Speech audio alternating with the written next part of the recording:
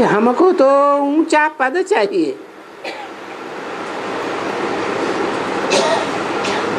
तो जितना पद ऊंचा होगा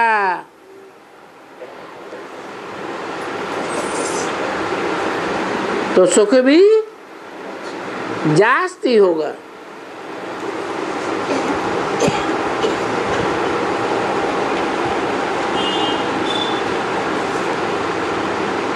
पद नीचा होगा तो सुख भी कम होगा।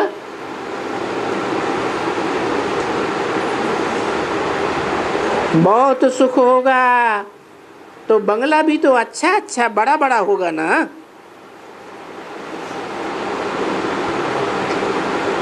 तो देखो नई दुनिया में सभी के बंगले तो हीरे जवाहरात के नहीं बनेंगे, तो फर्क तो जरूर होगा। फिर भी फर्क देखने में तो आवेगा ना।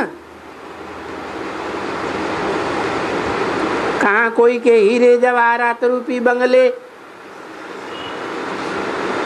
ये संगठन के बंगले हैं। कोई को उतना बड़ा संगठन, उतना अच्छा संगठन नहीं होगा।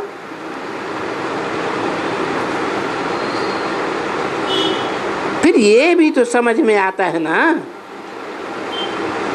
ये सब कर्मों का हिसाब किताब है। 63 जन्म में भी ऐसे कर्म किए हैं ब्राड ड्रामा में, और शूटिंग पीरियड में भी संगम युग में ऐसे कर्म किए, क्योंकि वो राजा बनता है तो कोई फलाना बनता है, तो भी तो ऐसे कहेंगे ना कि पास्ट में इसने ऐसा कर्म किया है जो ये राजा बन गया, और ये देखो बेचारे गरीब बने हुए। ये तो जरूर समझ में आएगा ना, क्योंकि दुनिया तो कोई खत्म तो होती नहीं है। ये भी तो जो पद है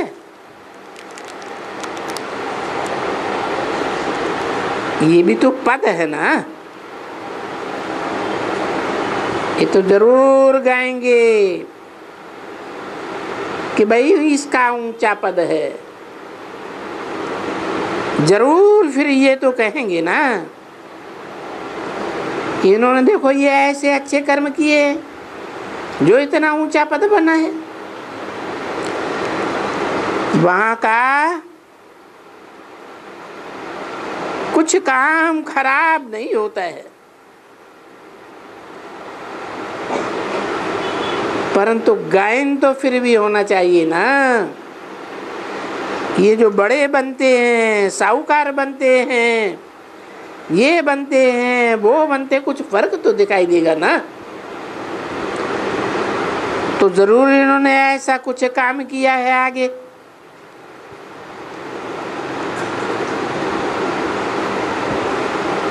संगम युग में या पूर्व जन्म में तो उन्होंने ऐसा ये ऊंच पद पाया। आगे उन विचारों को मालूम नहीं पड़ता है,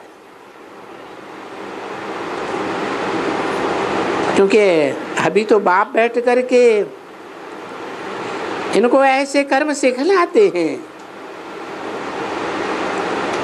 जो ऐसे कर्म वाले बनते हैं, जैसे ये लक्ष्मी नारायण। तो जरूर ये समझेंगे तो ना, भाई ये गरीब हैं, ये साहूकार हैं, जरूर अंतर है, तो इनके कर्म का फल है। तो ये बाप आकर के शिव बाबा कर्म सिखलाते हैं, जिन कर्मों से वो ऐसे बने हैं।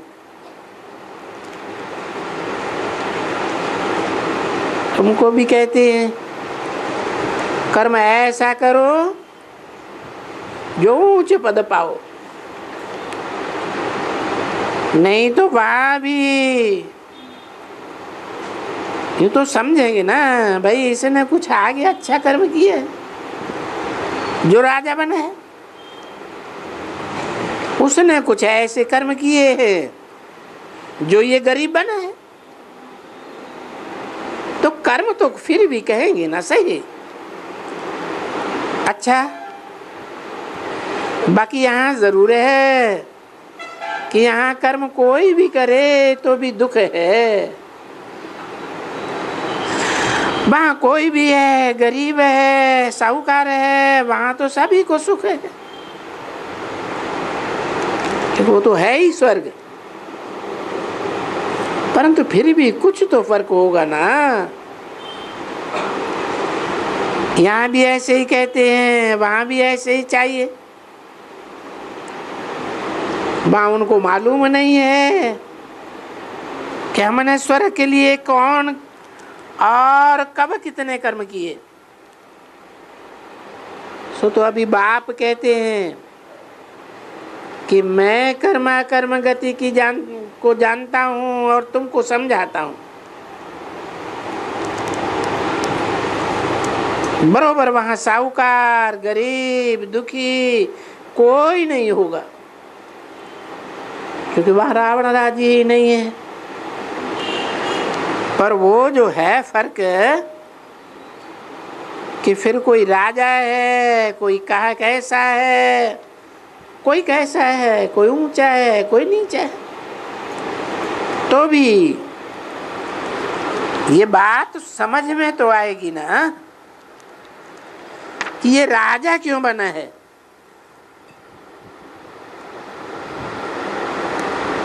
स्वर्ग में कोई राजा क्यों बना और प्रजा क्यों बना, समझ में तो आया। बहुत सेवा की है तो राजा बना है, और